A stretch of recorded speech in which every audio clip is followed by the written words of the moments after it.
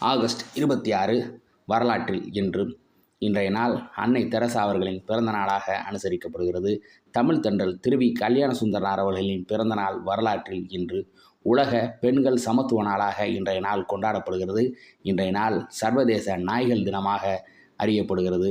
1897 Edison கினட்டோகிராஃபிக் கேமராவுக்கான காப்புரிமையை பெற்றார். 1920 ஐக்கிய அமெரிக்காவில் பெண்களுக்கான வாக்குரிமை வழங்கும் அரசியலமைப்பின் 19வது திருத்தச் சட்டம் மூலம் அமலுக்கு வந்தது. 1791 நீராவி கப்பலுக்கான அமெரிக்க காப்புரிமையை ஜோல் பிச் ஏற்றுக்கொண்டார்.